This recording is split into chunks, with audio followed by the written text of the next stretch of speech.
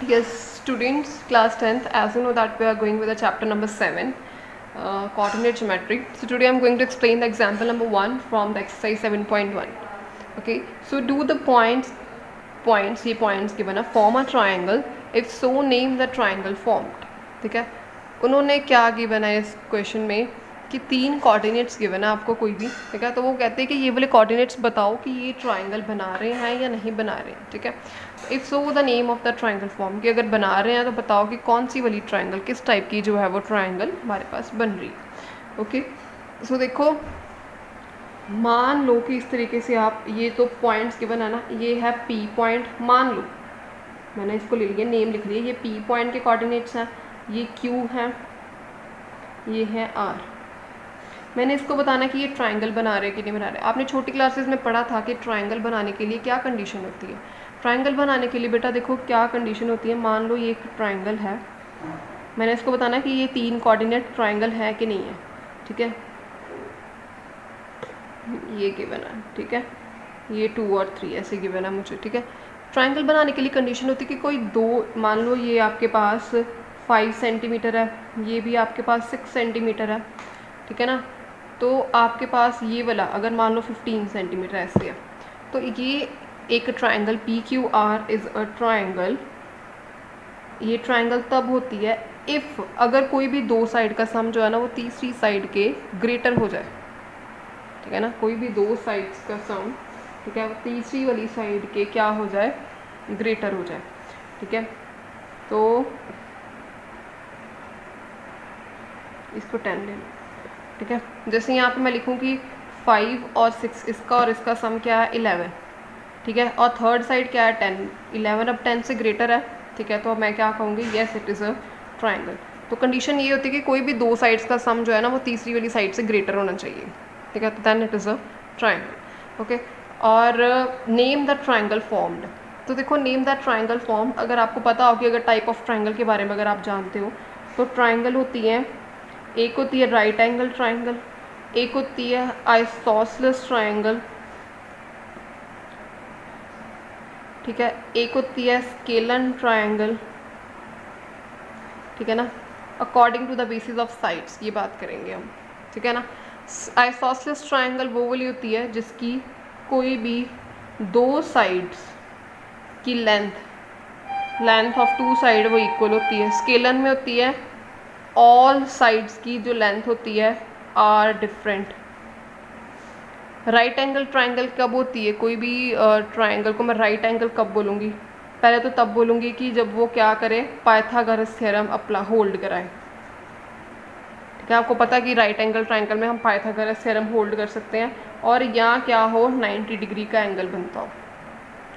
ठीक है ना, ये कंडीशंस होती हैं टाइप ऑफ ट्राइंगल को फाइंड आउट करने के लिए. तो अब मुझे देखो यहाँ पे ये करना है कि ये पॉइंट, पहले उन्होंने पूछा कि ये ट्राइंगल बना रहे हैं कि नहीं बना रहे. अगर तो बना रहे हैं तो वो कहते हैं कि कौन सी टाइप की ट्राइंगल फॉर्म हो रही है.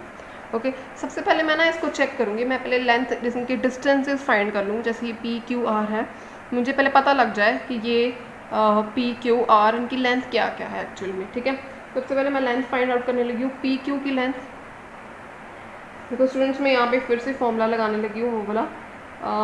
यहाँ पे अब देखो, ये x1 है, ये y1 है, ये अब x2 और ये y2. ओके, अब ये देखो x2 माइनस x1. ठीक है, यहाँ आप ये भी लगा सकते हो, x1 माइनस x2 भी लगा सकते हो. यहाँ पे मैं ये वाला लगाने लगी हूँ, x1 माइनस x2 लगाने लगी हूँ अभी मैं.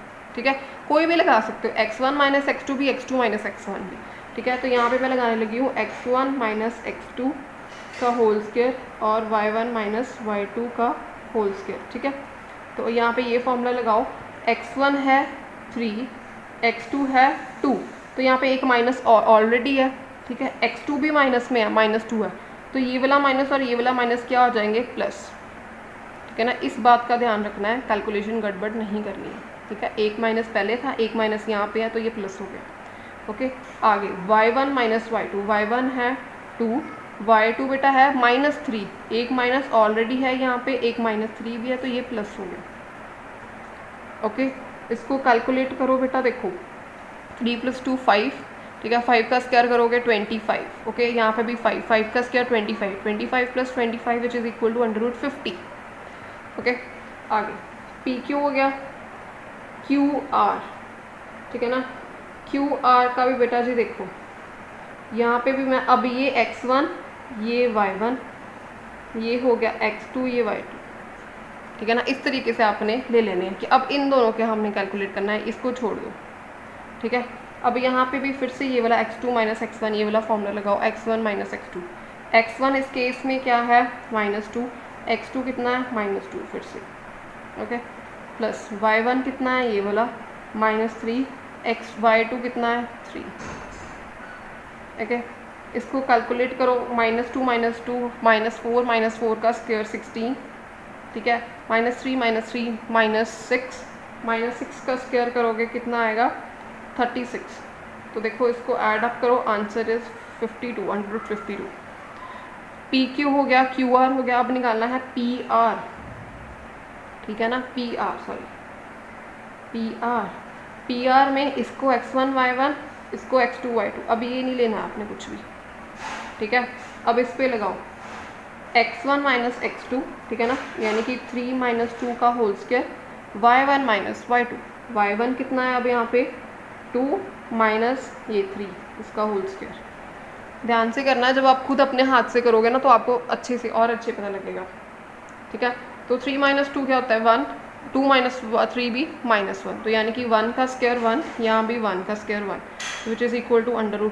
ये आ गए मेरे पास, ये 3 लेंथ आ गई मेरे पास।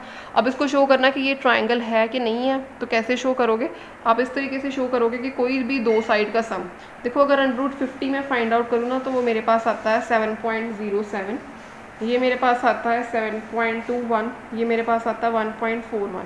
अब आप सोचोगे कि ये कैसे फाइंड आउट किए, बेटा आपने ये वाला मेथड फाइंड किया हुआ ना, स्क्वायर रूट फाइंड करने वाला 50 ऐसे वाला, यहाँ पे 52 आए है ना, उस तरीके से आप स्क्वायर रूट इनके फाइंड आउट किए मैंने, ठीक है। तो देखो कोई भी दो साइड्स का सम करो तो वो तीसरी वाली साइड के ग्रेटर आ जाता है। देखो अगर मैं करूँ कि यहाँ पे देखो ना, अगर मैं करूँ इसका सम 7.07 प्लस करूँ 1.41, ठीक है ना, तो ये कुछ मेरे पास आएगा यहाँ पे, इसको कैलकुलेट कर लेते हैं, ये आएगा 8.08, तो which is greater than this 7.21। तो ठीक है, कोई भी दो साइड का सम जो है वो तीसरी साइड के ग्रेटर आ गया ग्रेटर, तो hence we can say that कि yes it is a triangle, ये ट्रायंगल है। अब कौन सी ट्रायंगल है, देखो बेटा ट्रायंगल देखो कौन सी है, अब ध्यान से देखना कैसे करेंगे जज की कौन सी ट्रायंगल है। अब देखो मैंने आपको बोला कि राइट एंगल तब बनती है जब ये पाइथागोरस होल्ड कर जाए, आइसोसेलेस तब बनती है जबकि कोई दो साइड की लेंथ सेम हो।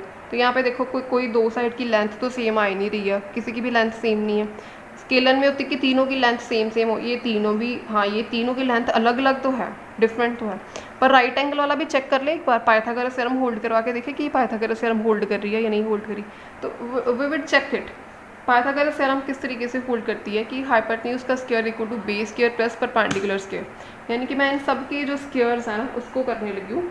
Can I write it as कि P Q square plus P R square is equals to Q R square, ठीक है। सो नाउ पी क्यू का अगर मैं स्क्वायर करूँ यानी कि -50 का स्क्वायर करूँ, आपको बच्चे पता है कि -50 √50 है, इसका स्क्वायर करोगे तो क्या रह जाएगा ओनली 50, ठीक है।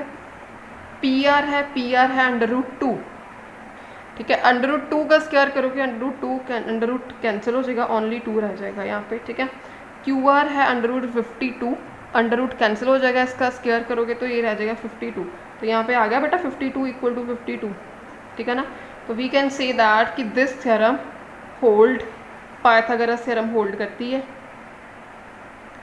ठीक है, पाइथागोरस थ्योरम होल्ड करती है। इसका मतलब कि क्या हुआ कि एंगल कितना है 90 डिग्री है, और ये कौन सी ट्रायंगल है, राइट एंगल ट्रायंगल है, राइट एंगल ट्रायंगल।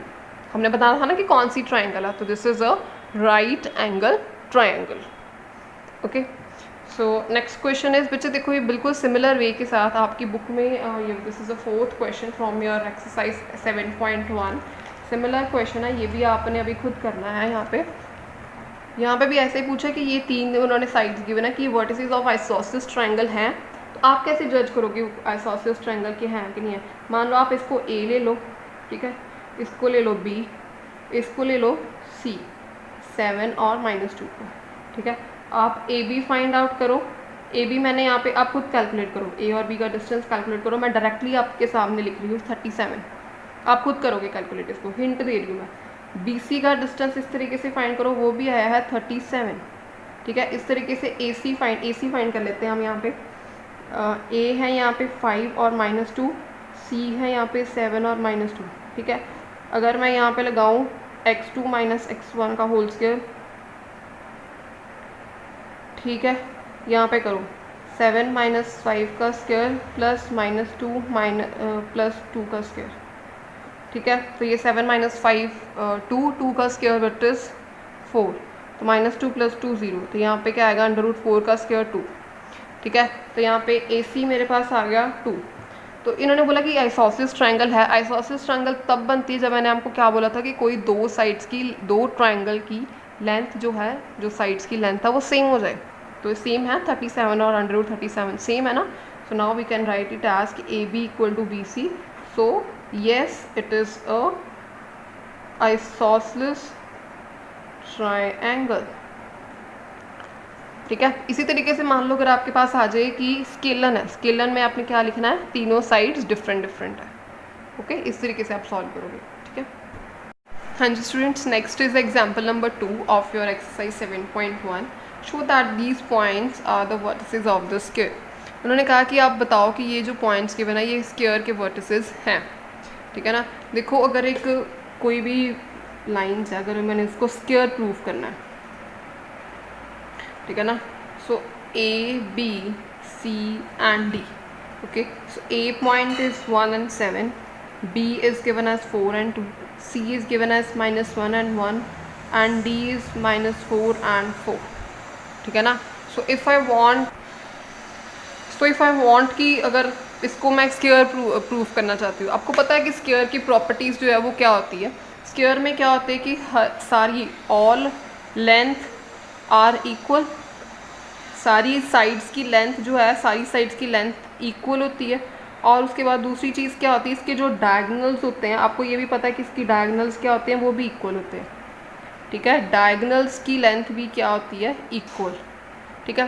तो देखो इसी केस में अगर 4 कोऑर्डिनेट्स गिवन है, अगर इसी तरीके से मैं ए बी फाइंड कर लूँ, B C C D, length find कर लूँ इसकी ना, स्क्वायर की लेंथ फाइंड कर लूँ, डायगोनल भी फाइंड हो जाएगा इसी तरीके से डिस्टेंस फार्मूला से। अगर सबकी लेंथ जो है वो सेम आ जाए, मतलब सारी साइड्स की लेंथ सेम आ जाए, सभी डायगोनल्स की लेंथ सेम आ जाए, तो क्या मैं कह सकती हूँ कि ये क्या है, स्क्वायर है, ये पॉइंट क्या स्क्वायर बना रहे हैं, ठीक है। तो यही हम फाइंड करेंगे। अब देखो मैं इसको ले लेती हूँ ए 1 and 7, बी पॉइंट को ले लेती हूँ 4 and 2, सी को ले लेती हूँ -1 and 1, ठीक है। डी को ले लेते हैं -4 and 4, ठीक है। If I find out the value of A and B, ठीक है, इसको लो, इसकी वैल्यू फाइंड आउट करो। अब मैं डायरेक्ट फॉर्मूला अप्लाई करूँगी यहाँ पे। देखो x1 - x2 1 - 4 का स्क्वायर प्लस y1 - y2, यानी कि 7 - 2 का whole square, okay. So which is equal to -3 का स्क्वायर क्या आएगा आपके पास 9, 7 - 2 5, 5 का स्क्वायर क्या आएगा 25, सो विच इज़ इक्वल टू √34, ठीक है।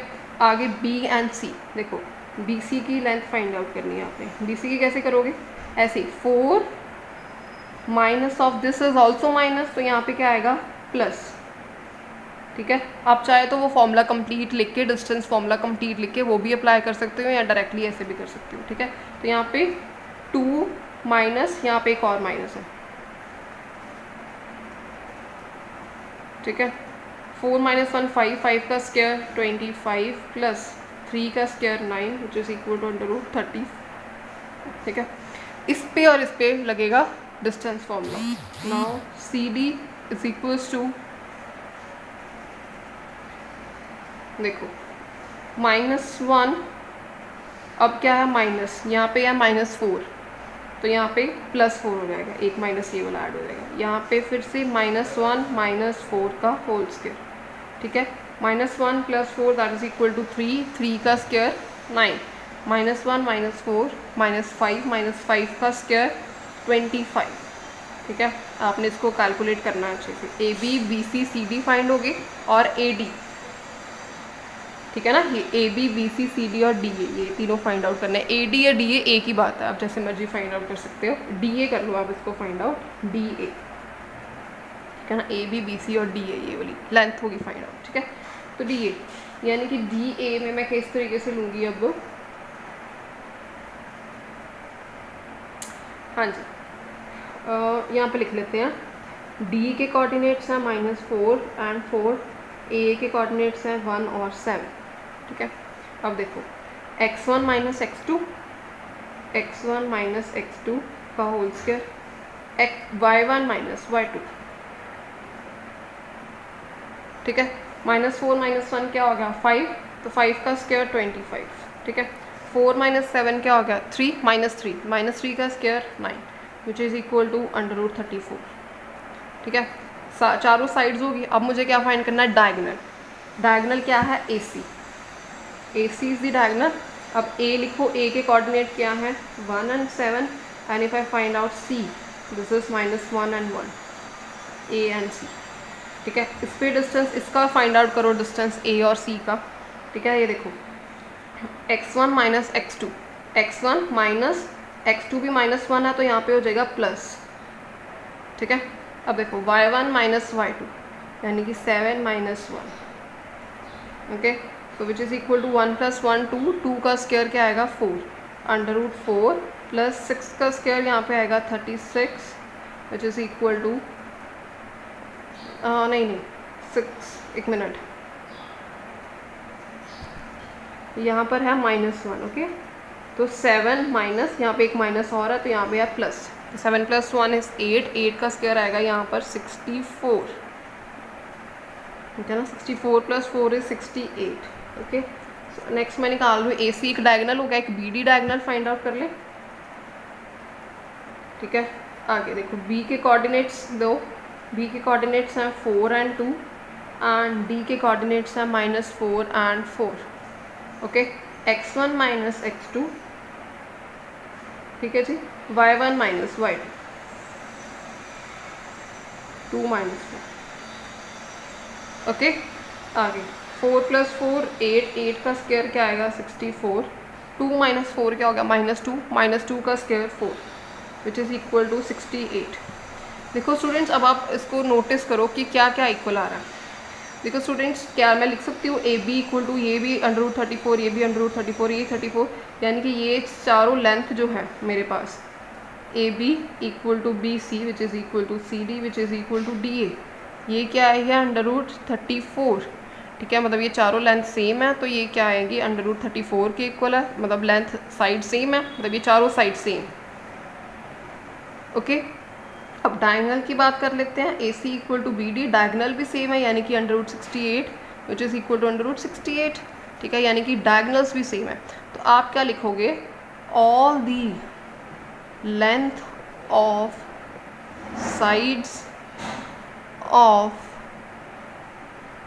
all this length of the sides and diagonals is same, so given figure is what is square, so given figure is square। आपको स्क्वायर की प्रॉपर्टीज़ पता है कि अगर लेंथ सेम हो, डायगोनल्स भी सेम हो तो वो क्या होती है, स्क्वायर होता है, ओके। सो इस तरीके से आपने जज कर लेना। देखो स्टूडेंट्स, इस टाइप के बहुत सारे क्वेश्चंस आपकी बुक में अवेलेबल हैं, वो क्वेश्चंस आपने खुद करने हैं। देखो किस तरीके से करोगे वो वाले क्वेश्चंस, देखो बहुत टाइप के गिवन होते हैं। देखो अब हिंट दे रही हूँ क्वेश्चंस का आपको मैं। In the 5th question, 4th तक हम कर चुके हैं पिछली वीडियो में। 5th क्वेश्चन में गिवन है कि ना classroom 4 friends are seated, 4 friends इस तरीके से A B C D point पे बैठी हैं, ठीक है। तो वो कहती है कि आपने बताना है कि डिस्टेंस फॉर्मूला बताओ, कि आपने बताना है कि do you think ABCD is a square. अगर आप मैं इसको ज्वाइन कर दूँ तो वो कहते हैं कि आप बताओ कि ये स्क्वायर बन रहा है कि नहीं बन रहा। हमने देख के नहीं बताना कि स्क्वायर बन रहा, हमने प्रूव करके बताना है कि ये स्क्वायर बन रहा है कि नहीं बन रहा। सबसे पहले आप क्या करो, A के कोऑर्डिनेट्स फाइंड कर लो।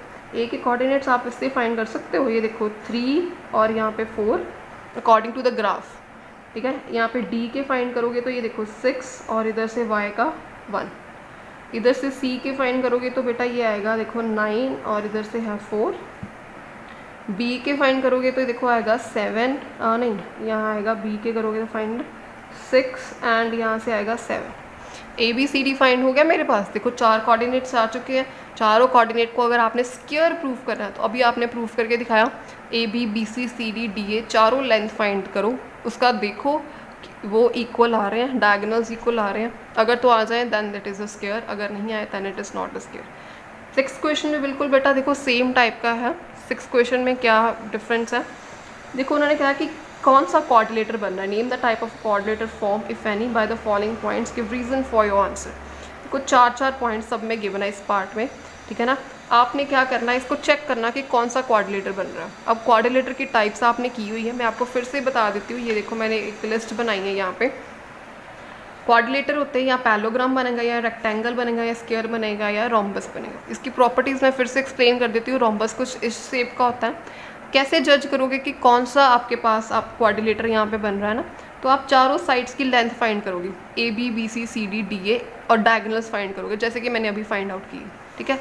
तो उस पर चेक करोगे कि अगर तो सारी लेंथ जो है, मतलब अगर तो अपोजिट साइड्स इक्वल आ रही है, जैसे कि ए बी सी डी के इक्वल आ रहा है, ए डी आ रही है बी सी के इक्वल, ठीक है, then that is a parallelogram. और उसकी डायगोनल्स जो है वो इक्वल नहीं है, then that is a parallelogram. Okay, अगर तो आपके पास कुछ ऐसा आ रहा है कि ऑपोजिट साइड्स की लेंथ इक्वल आ रही है, यानी कि ए बी डी सी के इसके आ रही है, ठीक है, ऑपोजिट साइड्स इक्वल आ रहे हैं बट डायगोनल्स भी साथ में इक्वल आ रहे हैं, तो वो क्या है, रेक्टेंगल है। पैलोग्राम और रेक्टेंगल में सिर्फ इतना फ़र्क है कि इसके डायगोनल्स इक्वल नहीं होते हैं, इसके डायगोनल्स इक्वल होते हैं। ओके, स्क्वायर में मैंने आपको बताया कि सारी साइड्स की लेंथ इक्वल है और उसके डायगोनल्स भी इक्वल है, then that is a square. Rhombus में क्या होता है कि सारी साइड्स की लेंथ इक्वल होती है बट डायगोनल्स की लेंथ इक्वल नहीं होती है, ठीक है। अगर आपके पास ये सारी जो कंडीशन आपके पास मैच करती हैं, उसी अकॉर्डिंग आपने लिख देना कि yes it is a square, yes it is a rectangle, yes it is a parallelogram. Okay, in this way you have to attempt this question number 6। मैं आपको इसका एक पार्ट करके बता देती हूँ, आपको उससे अंडरस्टैंडिंग हो जाएगी। हाँ जी, तो देखो स्टूडेंट्स, ये मैंने 6 क्वेश्चन का 3rd पार्ट जो है ना वो यहाँ पे लिखा है, ठीक है। तो आप इस पर हमने जज करना कि कौन सा कोऑर्डिनेटर बन रहा है। तो किस तरीके से हम जज करेंगे, सिंपली जैसे मैंने अभी आपको बताया कि आप फाइंड करो ए बी, फिर उसके बाद बी सी, फिर सी डी, फिर डी ए, और इसके डायगोनल्स फाइंड आउट करो। फिर वो देखते हैं कि कौन क्या किसके इक्वल आ रहा है, नहीं आ रहा है, ठीक है। उसी के बेसिस पे हम डिसाइड करेंगे कि कौन सा कोऑर्डिनेटर फॉर्म हो रहा है, ठीक है। तो ए बी मैं यहाँ पे अगर फाइंड आउट करूँ तो मेरे पास आएगा ए बी पे x1 माइनस x2 का whole square plus y1 minus y2, यानी कि 5 माइनस 6 का होल स्क्वायर। ओके, इसको कैलकुलेट करो, answer will be your √10। A B B C find out करो इस तरीके से, देखो x2 माइनस x1 यानी कि 7 माइनस 4 का whole square, y1 minus y2, ठीक है। इसको आप सॉल्व करो, आप खुद करोगे बच्चे सॉल्व, √18 बी सी और सी डी देखो 4 माइनस 1 का होल स्क्वायर, आप प्रॉपरली फॉर्मूला भी लगा सकते हो, मैं थोड़ा सा डायरेक्ट कर रही हूँ। देखो 3 माइनस 2 y1 माइनस y2 का होल स्क्वायर, ये देखो इसको आप करोगे √10। फिर आप करोगे डी ए का लगाओ फॉर्मूला, ये भी 4 माइनस 1 का square, x1 minus x2, D A भी कर सकते हो और ए डी भी कर सकते हो, फाइंड कुछ भी कर लो, दोनों सेम ही आंसर आएगा उसका। ये आएगा √18। A B B C C D D A हो गया। उसके बाद A C and B D, मतलब डायगोनल्स, ये देखो ना कोई भी कोऑर्डिनेटर हो 4 साइडेड होगा, इसी फॉर्म में होगा, ठीक है। So A B C and D, मैंने ए बी फाइंड कर लिया, बी सी सी डी और डी ए हो गया। अब क्या करोगे, डायगोनल्स, आप डायगोनल्स की लेंथ फाइंड कर लो। ए सी फाइंड करोगे, देखो ए सी, ए और सी ये वाला, ठीक है। x1 माइनस x2 यानी कि 4 माइनस 4 का स्क्वायर प्लस ये वाला 5 माइनस 3, ठीक है, विच इज इक्वल टू, ये तो 0 ही होगा, 5 माइनस 3 2, ठीक है। 2 का स्क्वायर क्या आएगा, √4, तो √4 क्या होता है 2। ए सी हो गया। उसके बाद बी डी ये देखो 7 माइनस 1 का whole square plus y1 minus y2, 7 minus 1 हो गया 6, ठीक है। तो 6 का square which is equal to 36, यहाँ पे 4 का स्क्वायर तो 16 ही आएगा, √52। अब देखो, अब एनालिसिस करो कौन कौन क्या क्या इक्वल है।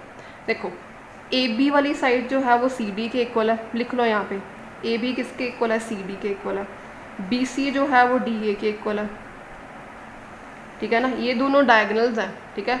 तो ए सी जो है वो बी डी के इक्वल नहीं है, मतलब डायगनल्स जो हैं वो इक्वल नहीं है, डायगनल्स नॉट इक्वल।